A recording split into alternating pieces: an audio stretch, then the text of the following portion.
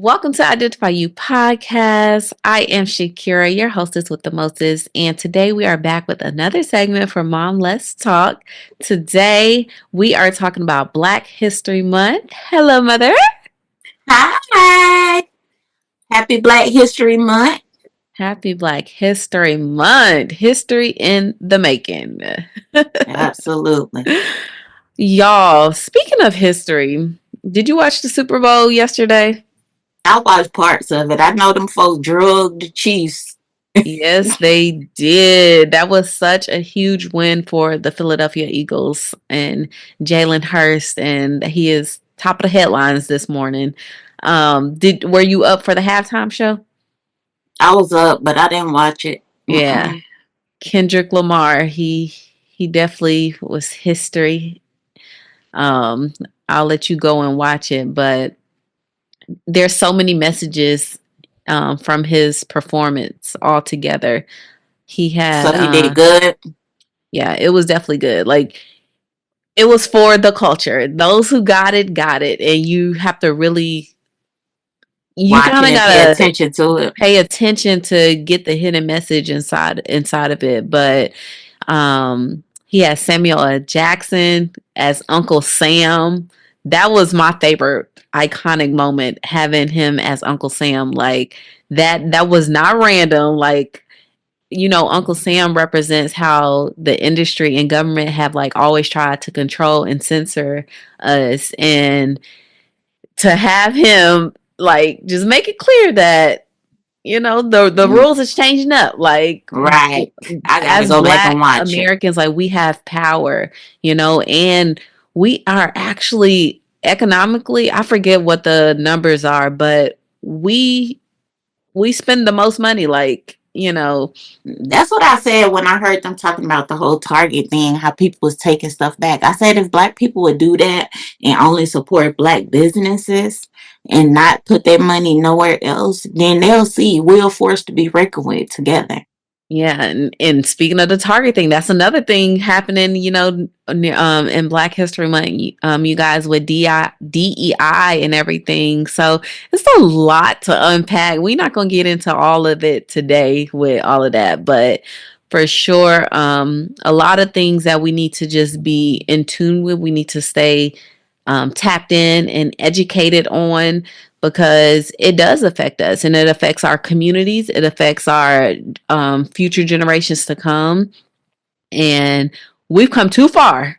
We've come too far To to turn back now. turn back now, that part. But yeah, Yeah. Kendrick Lamar, he brought out Samuel L. Jackson. He brought out SZA, Serena.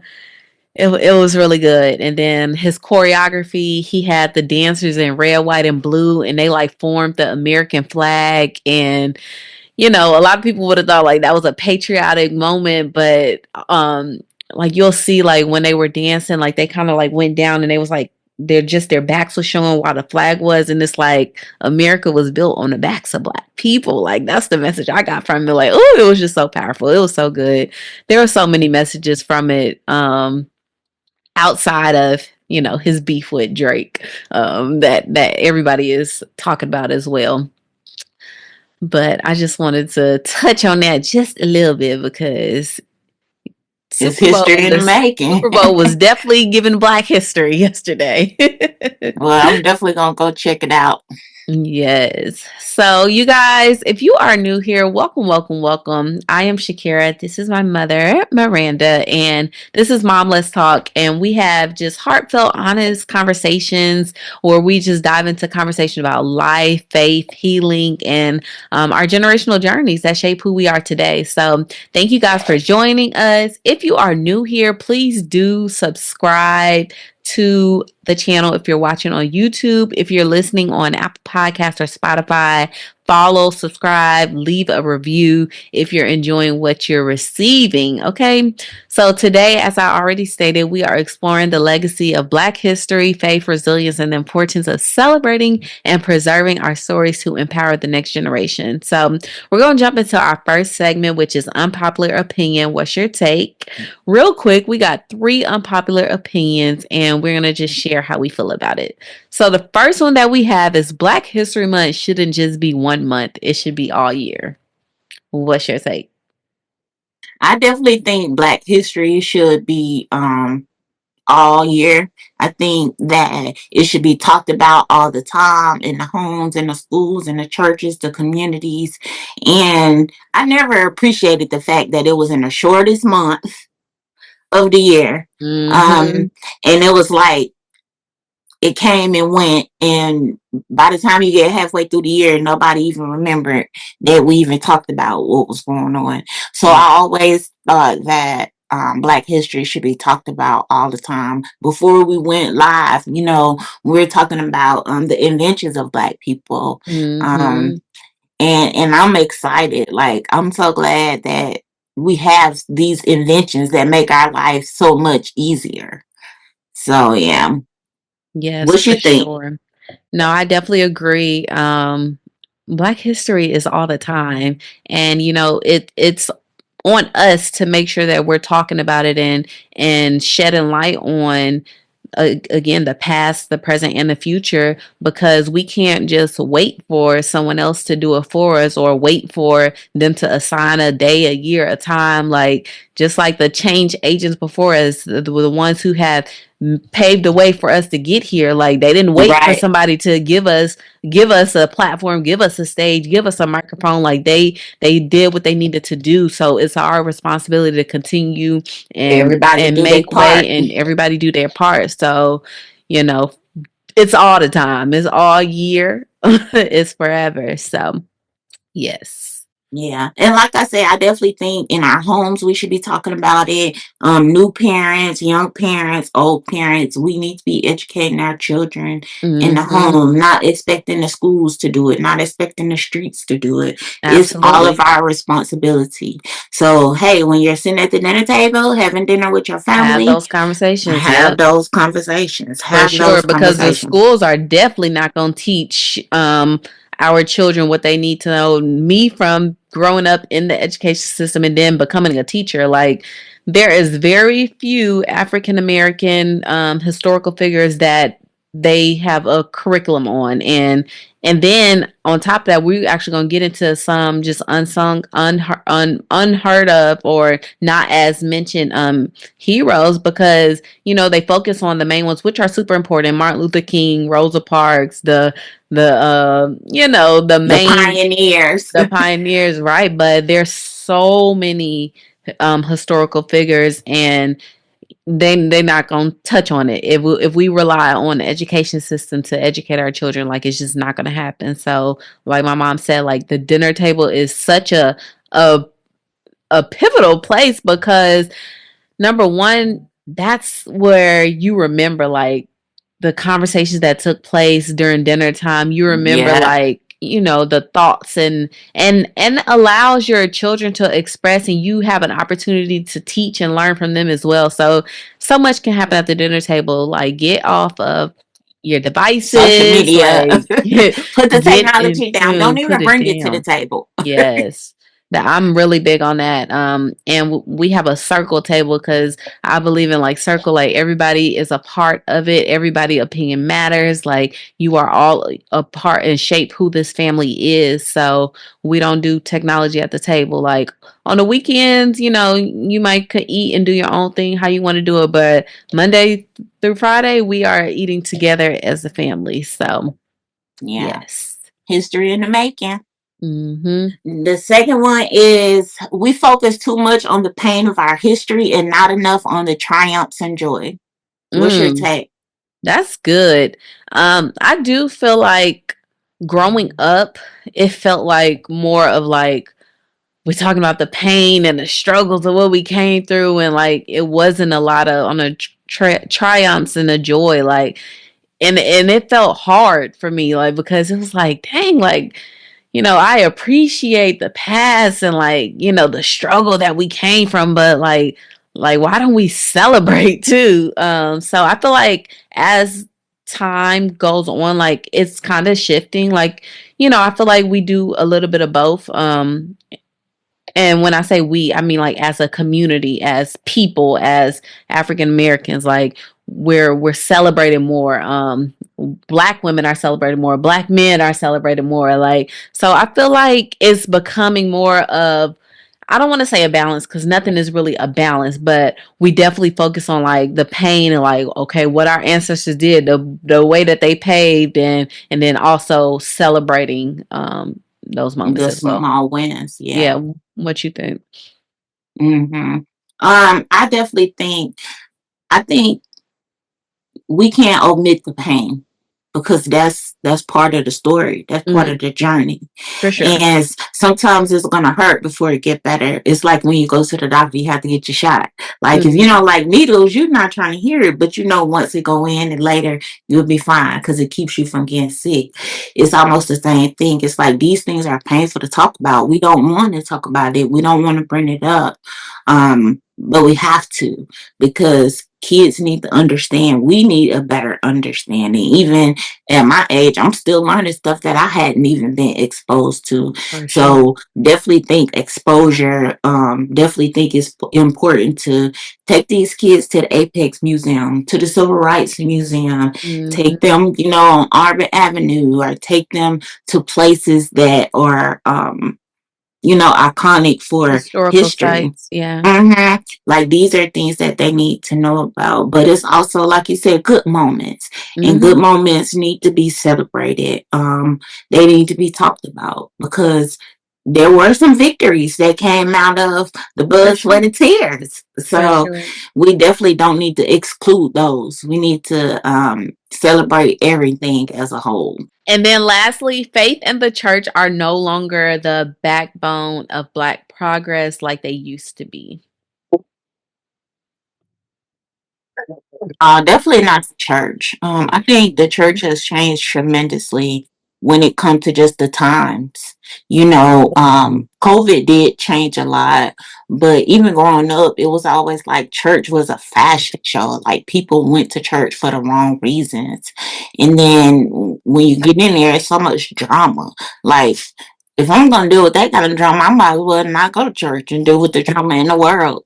But I think the church is definitely pivotal when it comes to Black progress, but I think it depends on the leaders.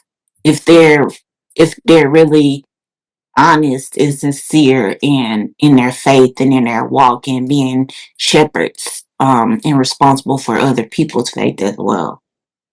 Yeah. Um, I feel like that's such a challenging one. Faith and the church are no longer the backbone of Black progress like they used to be. I feel like first we got to understand the church is the people, like we are the church, because I feel like when people say the church, they're referring to like the pastor and like putting all the weight on the leader and like what they should be doing, what they shouldn't be doing, when in fact like we are the church. And we are responsible as well. And I feel like a lot of churches do like programs and things like that and try to educate to the best of their ability or what they have the capacity for. But I feel like if more people volunteered and stepped up and, shared, then it would make it a lot easier or a little bit Definitely. easier to just spread the message. Because if you're putting all the weight on a pastoral leader to preach the word, do this, you want them to educate you, you want them to do this, you want them to feed the hungry, you want them to do everything. It's like they are They still one people too. person. Like they're only a They can't do person, and everything. the Right. team that they have, and a church, the buildings of church, like um rely on the members, the volunteers and stuff. So you know, it it could be challenging, but I definitely think that we could do better. There's always room for improvement. Yeah. That's a nice way to put it. Yeah. So that's what I think about it. Yeah. So I mean, church is just, I don't know. Like you said, it's the body too. Like everybody as a whole. people being Mm-hmm. accountable, people taking responsibility. Because even not just talking about Black progress or Black history, like I remember when we went to church, you use the bathroom before you go inside. When church is going on, it's not no walking. You don't get up during church. You don't get up during service, especially at the end when they do the benediction. They're trying to save souls and win souls to Christ. People are up walking, like it's too much distraction, and the Holy Spirit is so sensitive. So people have to get back to the basics and take things for what they are, which is important and serious. These are serious matters, but it has to be important to the body, to the people, like you said. Yeah, for sure. Now we're going to move ahead into our main conversation, you guys, and let's actually like unpack what is Black History Month. So, Black History Month wasn't established until actually 1976, but originally it was established as Negro History Week in 1926 by Carter G. Woodson. And I'm going to pop pictures up on the screen just for some of us who maybe don't know who that is, or if you want to take a chance to Google. But he established Negro History Week in 1926, and it was a time to reflect on the contributions of African Americans in the ongoing fight for justice, equality, and freedom. So now let's talk about the role of faith in Black history. We already started a little bit about the church and about faith and pastoral leaders and things like that. But with church as a cornerstone, how significant do you feel like the Black church was in movements like abolition, civil rights, and community building? Um, I think back then the church was a huge part of it. Churches were smaller. You didn't have the mega churches like you do today. So Hmm. it was definitely smaller, more Intimate. conclusive. Yeah. Yeah. So you had, people meeting at the church. Like the church was almost like a hub for some of the activists. So Yeah. I think that And they actually had like meetings to talk about topics like and to set up boards and get to be able to get things to done. get people involved, right? Yeah. So the church, I think back then they used the church more like a hub. It was to, like you said, educate the people, get the message to the people. The Yeah. church was the way that they were able to talk to a large number of people at one time, but give everybody the same message Yeah. or information so people can decide, hey, I want to march with you guys, or no, I don't want to be a part of that. Like, I think the church was instrumental in um, just being there, Yeah. showing up, Well, now that we're being kind of like aware. talking about it, and it's making me think even more like because of the times that we're living in and how big churches are and how short attention span people have and just so much going on and how much technology we have, so we're distant from the church. A lot of people are not even in person, like they're comfortable with just virtual. So it's like, man, is the problem because the world has evolved so much and we don't feel the need, like community is not as tight knit as it used to be, like people are not coming into the building to get that information. The buildings are not even being utilized like fully. Like think about it. These churches, there's a church on every corner, but these churches are sitting unless it's Sunday or Wednesday or Saturday when they got choir rehearsal or whatever. Like other than that, the buildings are just empty, just sitting there. So, do you think that maybe um, church leaders can do a better job at opening their space to allowing the leaders of this time to host meetings and educational seminars and things like that, maybe or like that's what my mind is thinking. Like, like, do people even know that they can utilize a church space? Like, is that available to them? I don't Um, think that it is available to people. I think that Mom, when no.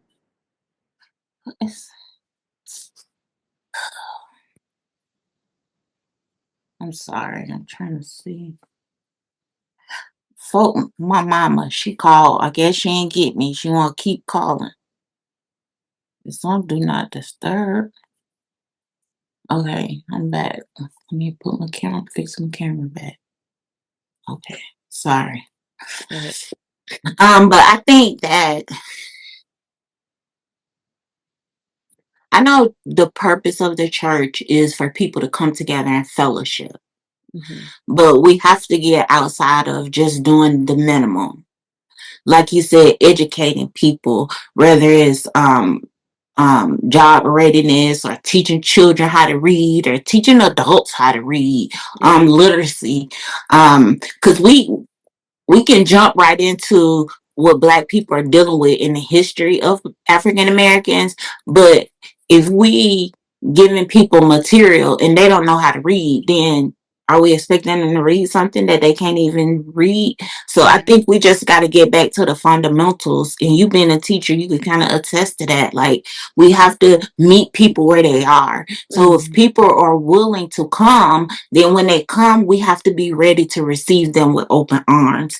And I think a lot of churches now, they they look at you a certain way, they expect you to come in a certain way, but the words say come as you are. So because I don't have on a two-piece suit or a mother hat or whatever, then I'm looked at crazy, but I'm still coming. Like last Sunday, well, Sunday before yesterday, I went to church in some jeans and a t-shirt. No, that's not something I usually wear to church, but I didn't feel well, but I still wanted to be in the house of the Lord to receive the word, to fellowship and be present. So I just grabbed something quick to go in, but usually, I dress up. And I mean, sometimes we have to be mindful of how we treat people. So I think churches could definitely do better. Don't focus on taking other churches' members. Focus on all the other people that need us and Yeah. provide a safe space for them. So when they come in, we're ready to receive them and love on them like the body of Christ. And then we can start educating them. Hmm. So that's what I think the responsibility of the church needs to be. Yeah. And that goes for history, just everyday living, because we're making history. If it's something your church never did and they start doing it, then your church is making history For in the sure. world by touching a life or helping this person or helping that person. So, Yeah. No, I definitely agree.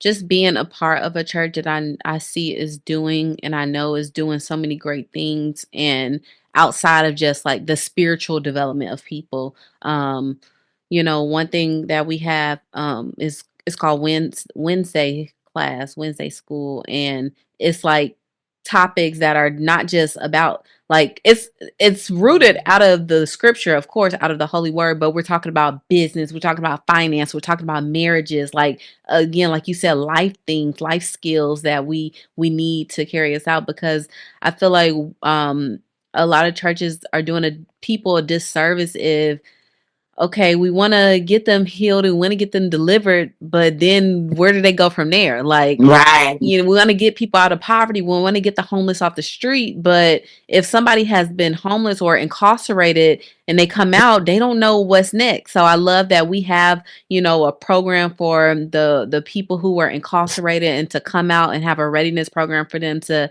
like take the next steps to get their lives on track to see, okay, what is life like out here? What do I need to do? Having resume workshops and job readiness opportunities and stuff like that. So I just believe that if more churches will utilize their space to host and conduct things like this, like it will prepare more people, and it would just be beneficial for the community and for history now and in the future because our future is going to thank us for what we're doing right now. yeah, I definitely agree with that. I definitely think that needs to be the case because like you said, if you're taking someone who's been incarcerated or a homeless person or someone who's in lack, then bringing them in and teaching them about tithes may not be the first course of action. You know, they done lost hope. Maybe they need to be saved again. They need to be walked through the salvation, and then they might not even know how to pray. They may not even have a Bible. Like, we Mm-hmm. just need to get back to the basics and not assume people already know all this Yeah, stuff. We have to be willing to, like I said, meet them where they are. The same thing Jesus did. He met people where they were based on the faith that they had, and he built upon that. And that's what I think the church should do. They should meet people where they are and then build upon that through the body of Christ. for sure. Yeah, no, even myself, like I've been convicted. The Lord has convicted me of like mistaking things and treating it as it's just common, like because sometimes you can feel like, man, that's so simple, like everybody should know that. But the Lord reminded me, like, no, just because you know that doesn't mean that everybody know that, and that's why I put you here, so now you can go and teach somebody, or you can go and help the next person. And I always say, like, nothing is wasted. Like, the Lord allows us to go through things, to learn Woo, from other people, to Jesus. be in around certain things so that we can Mm-hmm. learn from it, and so that we can in turn go and help someone else, because it's not common sense like to Common someone sense else. not common for everybody. It ain't basic to somebody else. Like, just Right. because you got it or you know it don't mean that the next person got it. And if we all shift our mentalities from thinking like, everybody should have it this way, and then it would help with a lot of systemic things as well. And as you were talking, the only word I kept hearing in my mind is humility, humbleness, being humble, humility, humbleness, being humble. Like, that's all I kept hearing, because a lot of times some people, you know, they may feel like they done been through that. Like, I don't want to go back there. Yeah, But then God uses other people's experiences and stories to pull other people through. So for we just sure. have to remember. We And give have them to that hope. remember to be humble and be um be willing to help other people. And Yeah. that's, to me, what it's all about. Yeah. For me, it was like growing up, like, I don't know if it's just because I was just always around like wisdom and wise counsel and stuff like that. So I would always feel like, man, like everything is so deep. Like everybody knows so much. Like I gotta learn more. I gotta learn more. And that's how I felt. So I feel like with the Lord allowing me to be a first grade teacher, like he showed me that this People is are on different the levels. foundation, like this is basics, like, and it's okay to teach from basics. Like, you don't have to feel like you got to be so deep, or you got to talk a certain way or be a certain way. Like, it's Yes, okay yes. to start with training wheels, to that basic foundation. And that's what a lot of people need, because a lot of our history was built on faulty foundations. So we had to go back and, like, not throw away everything and stuff like that, but break it back down and get to the basics and the principles that God had for us since the beginning. So that was my main thing. Like, okay, Lord, like everything just felt so deep. Like, I don't know, like I'm not there. Like, I'm not that. And like that reminder, that gentle reminder of like, it's okay. Like, this is where you're exactly where I need you to be. And now you can help people on that level at a basic level. So Yeah, that's what I that's really love good. about that. I like that. That's definitely good. But then you had a hunger and a thirst to want to know more and learn more. And sometimes that hope and that zeal and that joy have to be reignited in people. Mhm. You Yeah. know, and it's like we have to take baby steps, because if you meet a woman that's been in domestic violence and she believed in God, but now she's going through something with God, because she's like, oh, well, I'm going through this, like, Yeah. so she fell off, and Yeah. now she's gotten out of that situation, but she went through things, and like, she lost everything. Like, you have to meet people where they are. And that's like one of my favorite things to say, because I had to learn that. And I've always been a person to not expect someone to know everything, and Mhm. not to act like I know everything. Because I'll be quick to tell a person, you know what? I'm telling you this because I know it, because I experienced it. But if I don't know it, I'll be like, I don't know, but I'm gonna find That's out it. for you. That's And if it. I I can't only find speak with out, what I know. I'm gonna find somebody that might know. Like, I'm That's a it. resourceful person. So Mhm. it's just like, okay, Shakira, this is where you are. What do you need? You know, how are you feeling? Do you Mhm. feel like praying today? Okay, we don't have to pray. Is it okay if we just talk? You Mhm. know, like you said, keep the training wheels on until you build up that rapport or build up that trust. Because Yeah. that's what a lot of times now, that's what it takes, getting back to the trust in the church and getting back to the trust in the black community. Yeah. Yeah, for sure. Mhm. Yeah. Woo! So I definitely feel like, we have some prominent faith leaders in Black history. Of course, the great Reverend Dr. Martin Luther King Jr., Sojourner Truth, Harriet Tubman, and just so many others.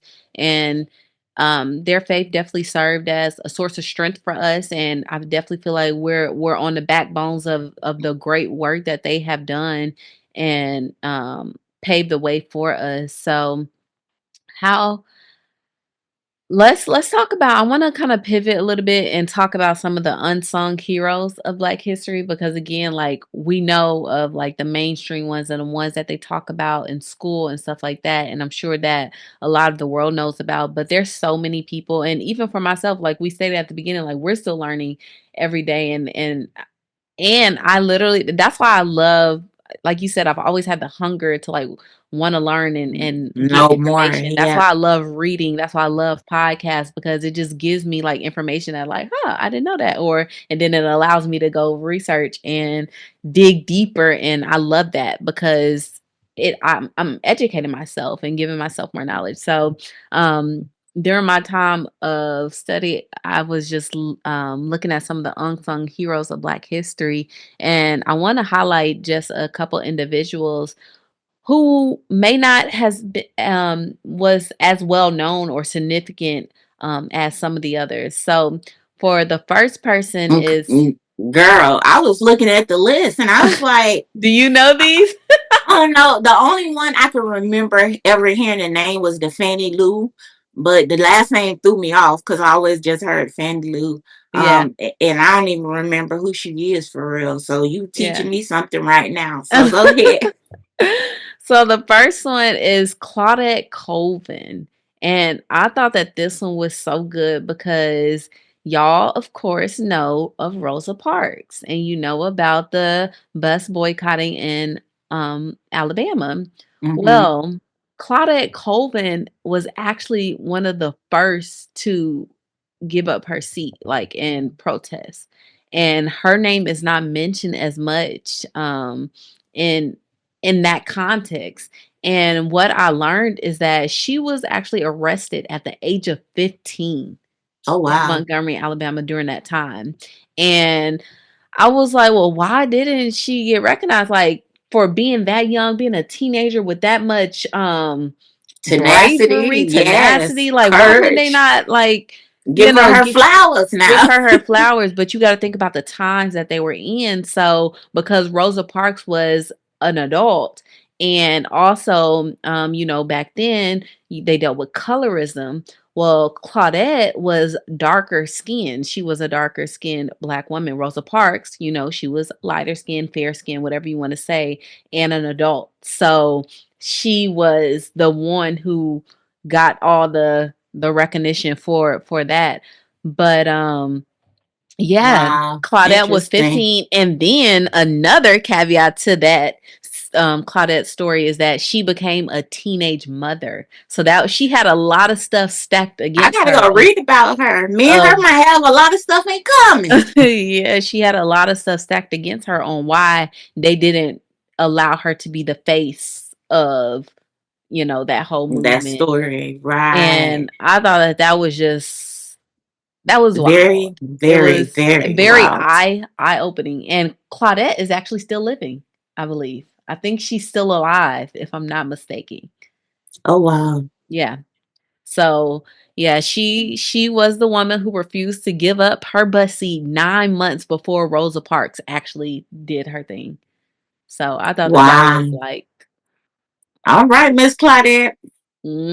So we're gonna give you your flowers, Mrs. Claudette Yes, ma'am. Coleman. And Wow. then the next one, Nathan Green, which is known as Uncle Nearest. I learned of him through the Dear Future Wifey podcast. So there's this lady named Fawn Weaver who was on the Dear Future Wifey podcast with her husband, and she has created a whiskey in honor of Nathan Green. So I want to share just a little bit about, because I had no idea. I felt again like, dang, here everybody go being deep again, like, and I don't know about it. So let me go do some research. But Nathan Green, known as Uncle Nearest, was a former slave and first known black master distiller from Lynchburg, Tennessee. Mm. And he basically had this land, and with Fawn Weaver, she bought the land. She bought the land where he had the distiller and created the whiskey. So let me keep reading a little bit more about him. So after being employed, after he employed 8-year-old Jack Daniels, we all know Jack Daniels, the drink, right? Nathan Green taught Daniels how to distill and later worked for him as a freeman post Civil War and became a catalyst to create Jack Daniels, which is Oh, one of the wow. most famous brands of American whiskey. However, he received little to no recognition for his efforts. So in 2016, Brown Forman, the company that owns Jack Daniels Distillery, um, accumulated green or how do you say this word? Acclimated. Ugh. Hold on, I gotta start that over. In 2016, Brown Forman, the company that owns Jack Daniels Distillery, acclimated Green as a prominent figure in Jack Daniels whiskey and successfully markets a whiskey titled Uncle Nearest Premium Whiskey that has been recognized as the most awarded bourbon or American whiskey in 2019, 20, 21, and 22. Wow. Much of that is due to Fawn Weaver, which is the lady from the Dear Future Wifey podcast. So, Fawn Weaver is an author and entrepreneur who spearheaded a 12-month research project with scholars, historians, and researchers in 2016 to raise awareness about the story of Nathan Wow. Uncle Nearest Green. By 2019, she received $40 million from investors to start a whiskey business known as Uncle Nearest Premium Whiskey in honor of Nearest Green and his descendants. She continues to honor Green's legacy as CEO of Nearest Green Distillery in Shelbyville, Tennessee, alongside descendant Victoria Edie Butler as a master distiller. Wow. And people drink Jack Daniels all the time and don't even know. Is he still living? No, he's not alive.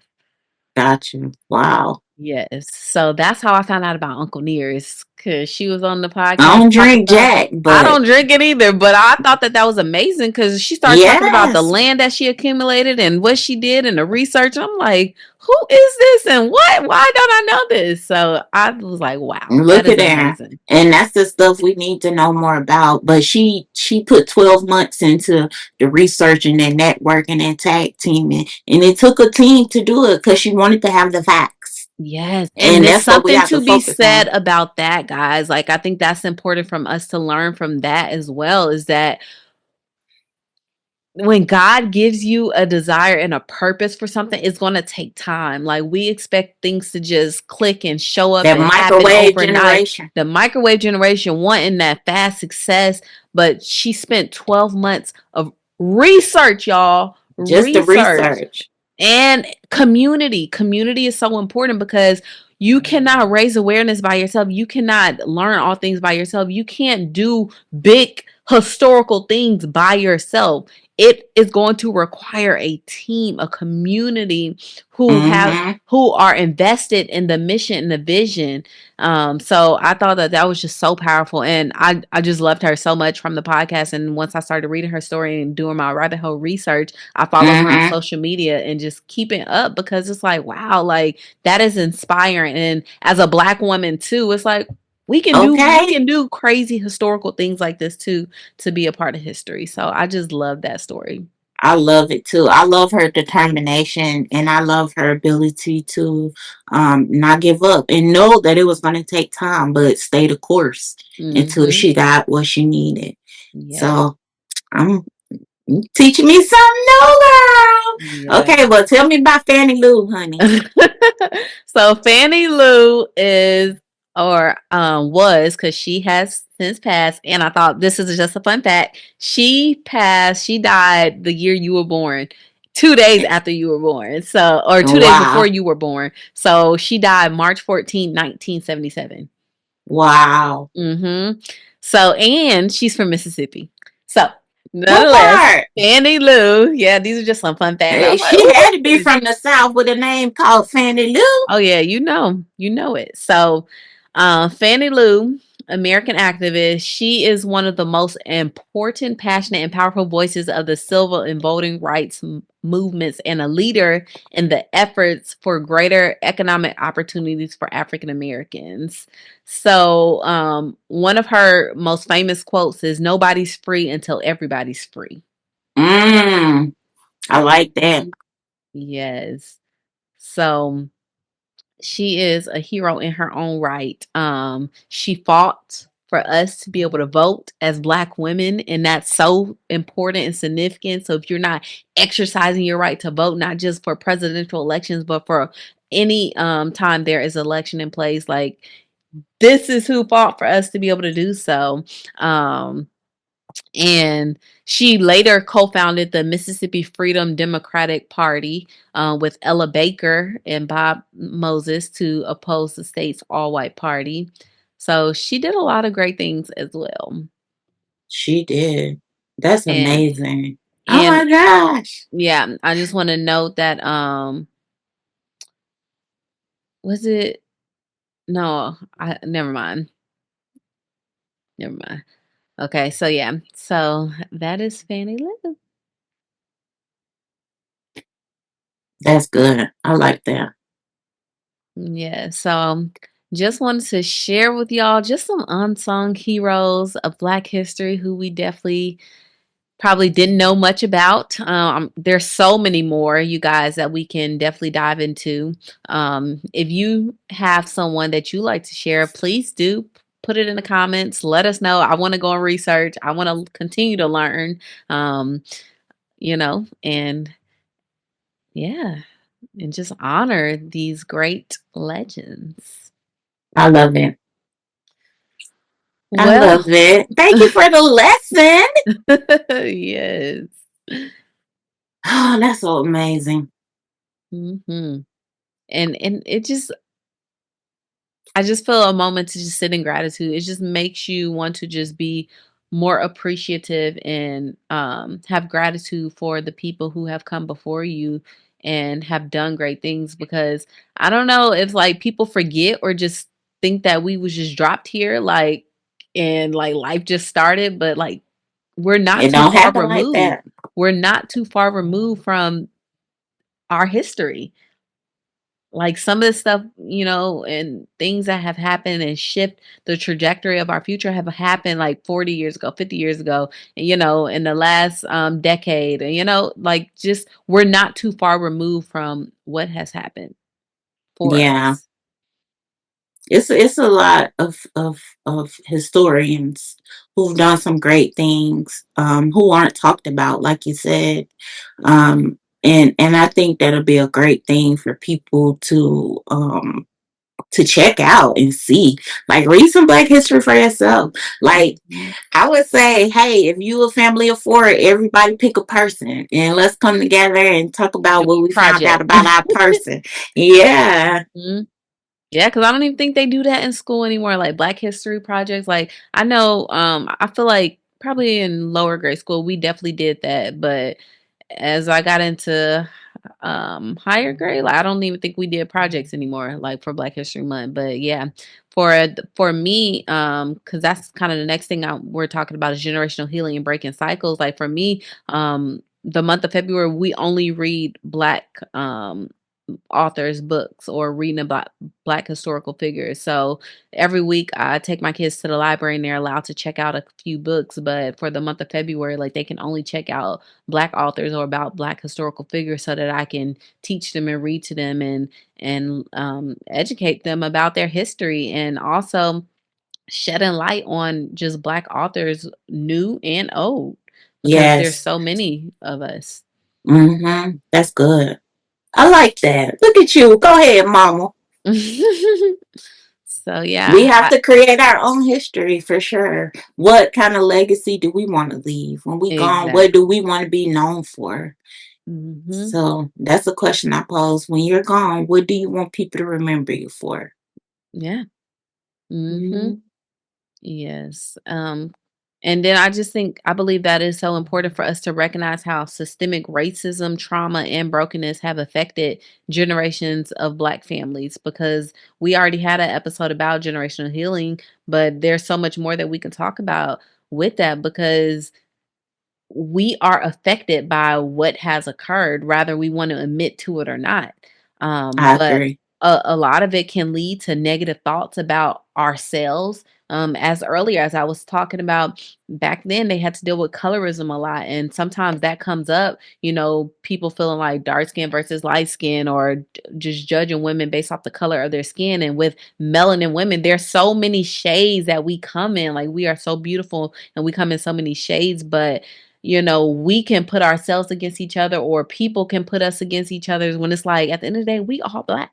We all got the And we same should be blood. loving on each other, encouraging each other. When you see a sister at the mall or in the grocery store or even at church, it's nothing wrong with giving a nice compliment. Mm, Instead of looking at her like she stank or she been eating lemons with your face all frowned up. Like, it's okay to say, hey, your hair looks nice, or I love those mhm, shoes. I'm a shoe person, so I stay looking at cute shoes all the time. And it's nothing wrong with that.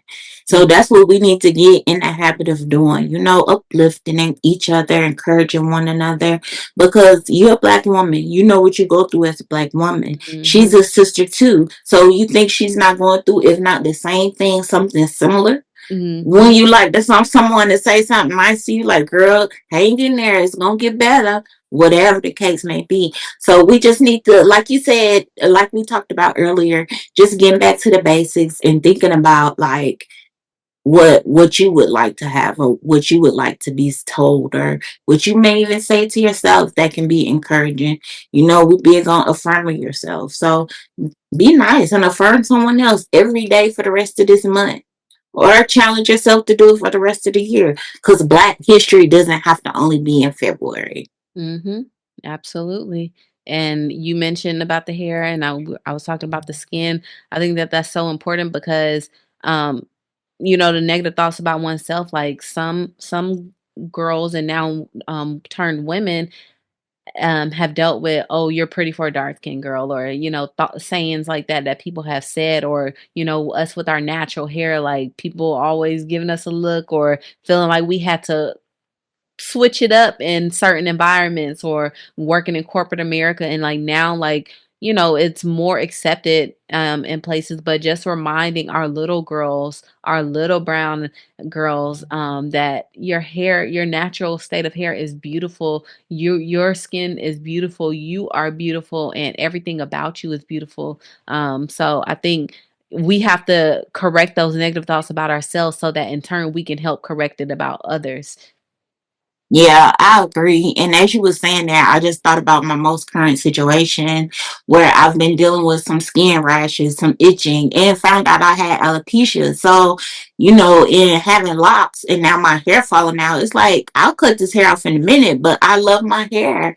And I'm like, I did have some insecurities, and I still do. Like, I don't look pretty anymore. My hair is coming out. It's not going to be pretty. Or I have this itching on my skin. I look ugly. So even now, this past week, I've had those same insecurities or thoughts in my head. Haven't went out the house, because I don't want people to look at me. So, those things are true even when we become adults.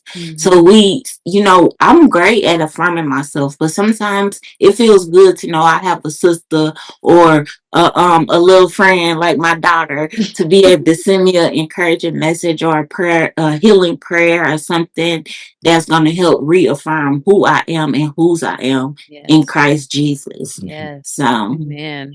Amen. And thank you so much for being vulnerable or transparent and sharing that with us and your the audience today. I'm sure that has helped someone. There's somebody somewhere maybe dealing with similar or the same things as well. But that's traumatic. Like those are effects of it, and the way that you were just able to express your emotions and your feelings around that is honorable because sometimes we're not able to. We have difficulties in expressing our emotions and understanding our feelings and what we're going through because of systematic trauma and brokenness and things like that. So I think that was very, very well spoken and helpful for a lot of us. well, thank you. I mean, and that's what it's all about, being transparent, allowing yourself to be vulnerable, and allowing yourself to not be hard on yourself. Hmm. Because I think that's what I was doing, being hard on myself. But I always like to have takeaways. And it's so funny because I just started doing the health thing. And it's like, oh, I'm getting sick and I'm healthy, being more healthy. But like cleaning out your closet, you got to take out the bad stuff and replace it with good stuff. So that's Hmm. pretty much what the doctor was telling me. So that's what I'm working on. And hey, maybe we could talk about that in another episode. Love it. Love it. Definitely here for it. So, what are some ways that we can use Black history to heal and break generational cycles? I know we talked a little bit about, I said how I'm reading books to my kids and things like that. Um, Watching documentaries. I love documentaries. Like, that's my favorite thing to watch is like family reality TV or documentaries. Like, that's what I enjoy Yeah. watching. So, I think that's important. I gave the one example of, everybody pick a person and Uh-huh. everybody Doing get the World somebody Wars. different. Yep. And if And it's you for also y'all, said, going to, the location places. museums Yep, and that's yep, also another good learning one. places. Mhm. So I mean, it's not out of reach. We all have cell phones. We all have technology devices. It's not out of reach, Yeah. and you would be surprised the things that Black people have created, like the red light. A Mhm. Black person created that. You know Mhm. what I mean? It's like, think about what we use all the time. Mhm. Like, I don't know who created flat irons, but I know it's a lot of Black women out there that are happy about it. Mhm. You know what I'm I'm saying? sure a So Black woman. it's things we use in our everyday life to us where they're like, man, I wonder who made that. Like, Yeah. just go check it out. Yeah, that's good. That's good. Hmm. Um Yeah, and then also just sharing your family's history, like talking to, if you still have your grandmother, your great grandmother, like I said, we're not too far from that. Like some generations are still here living who were living in those exact times when those people were doing the things that they were doing for history. So your grandparents could have very well been a part of something or no, you know a little history to share to and on their perspective and their experience in it all and to just keep the legacy alive. And there's nothing like having your great great grandfather who's still alive tell you something and he like, yeah, I was there. And it's like you are actually a part of that because that your legacy to that. So, I think just having conversations with our family is so important. Again, some people don't like to talk about the past. Maybe they're not healed from it or they still got PTSD or whatever the case may be. But the ones who are willing and able, just try to see and see what you can learn. Yeah, I definitely always say when it comes to Black history, I don't know if I would have made it back in those days because I'm a fighter. Like, I'm not gonna be mistreated. I don't care what's going on. I'm gonna put up a fight and I'm jumping off the boat. You're not killing me and throwing me off the boat. So I just think that I thank God for changing the times and changing, you know, um, the laws and implementing different things by the way of using other people, because they really went through some things back then. You know, families would stay together even though things would happen, where now people, divorce rate is up because You give up people in 30 are days. sticking and Yeah. staying. They're not sticking and staying. The first thing that happened, they want to leave. And it's not all about that, but it's those hard stories and those testimonies of 50, 60-year marriages. It wasn't all peaches and cream, but those people stuck and stayed. Hmm. So that's my Black history tidbit. Stick and stay. Whether it's in a relationship, in your family, your drama, your business adventure, you gotta stick and stay. You gotta do what it takes to make it successful. You gotta do what it takes to make it work. And as long as you're giving it your all and doing your best, and pray about the rest, and God gonna do everything else. But do your part. Yeah, If I'll add on to everybody that. do their part, Yeah, that part. I was gonna add on to that. Everybody has to do their part because I don't agree with stick and stay with just anything. mhm, It takes multiple work. parties Yes. involved. And God don't call us to be foolish either. So, Right. you may have created something that the Lord was never even a part of or told you to be in, and you talk about stick and stay. No, no, no. You might need to go ahead and surrender and get out on up and also Give it up, turn it loose. turn it loose in situations that some people aren't willing to do the healing work. Some people aren't willing to go to therapy. They're not willing to talk about it or change their behavior. They think, oh, I've been like this all my life, I'm gonna stay like this. No, well, I ain't sticking and staying for that. You can No. continue to be that way by yourself, like, or I don't have to deal with you. I can have my boundaries. So you definitely got to Yeah. use wisdom and discernment. Wisdom. Definitely. I agree. Thank you for that tidbit. I love it. I love it. This has been a very fruitful conversation and just a lot of great tidbits when it comes to our Black history. We do have a listener letter, so you want to go ahead and jump into that? Yeah. So the title of our listening letter is Finding My Place in Black History. Dear Shakira and Mom, Black History Month always make me feel inspired, but also overwhelmed. I feel like I don't know enough about my history, and I sometimes question how I can contribute to the legacy of greatness. How do I find my place and make a difference? Well, you are not alone. Because Ella. again, I already told you that I felt and I still feel overwhelmed sometimes because I don't know like who a certain person is that I may hear about and I'm like, "Ooh, did I not learn nothing?" And then I have to just give myself grace and know like it's okay. I'm still learning. Like life is a learning journey. Like no one said that we had to know and learn everything at Right. one time. Like Mm-hmm. so it's okay. It's definitely okay. I think the fact that you identify that you feel you don't know enough about your history means that there are some conversations to be had. There's some research to be done. And nowadays they have all these different tools and technology, ancestry.com and all these places. Like Shakira said, talking to your grandma, your great grandma, if you still have those relatives living, and creating your own history, you know. And that's what we have to do in our own families, like Shakira talked about, taking the grandbabies to the library. You know, she's creating history with them. Oh, I remember we used to, we always reminisce. I remember we used to go to the library and mommy had us check out books and different things like that. That was something that I did do with my kids. So Mhm. I mean, we have to, if there aren't things already established and in place, then guess what? You get to be the change maker. You get to be the Mhm. change agent. Yeah. Start implementing some things that you would like to see Yeah. And like my mom and said create earlier, your own history. start with one person. Start with just researching one person and and find you a community of people. And now that that keep popping up for me. So now I think with my community, I'm gonna have everybody research somebody and we're gonna do a project. I think that's good though. I think it's good because you know what that does? If everybody picks somebody different and You're come to the all you're table, learning. you Mm-hmm. everybody's going to be learning from everybody else, but that's like 10 times the information that you had Mm-hmm. before you went into it. So if you got 10 people in your group, you finna learn about 10 different people. Yeah, we're That's definitely about like to the do that in my easiest and community. best way to get a plethora of information, Yeah. but you're getting the facts because people have put the time in to research it. So I think y'all Mm-hmm. should do it. We're definitely doing it. I'm gonna make the announcement.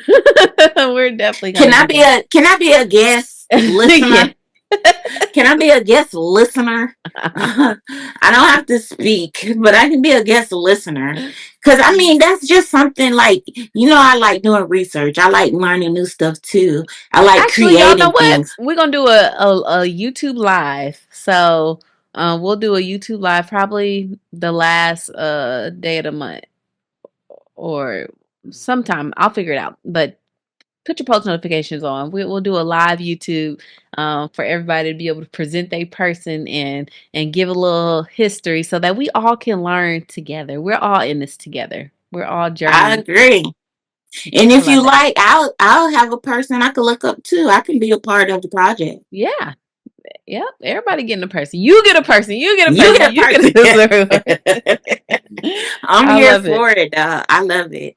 I'm Thank you excited so about that. much for that letter and sharing where you are, and I appreciate your insights, mother, and the things that you share today. And it's just I feel like walking away from today's conversation, you should just be hungry to learn more, To to want to go go and find some go and information find something, research something. Yeah. So something that you didn't know, that you someone who didn't you know. haven't heard. We're Yeah. not looking up the Martin Luther Kings and the Exactly. Harriet You should know that. Tubmans. You should know We're that. not looking up the information we already know. We're looking for information we don't know. Yes. Hmm. Yes, yes, yes.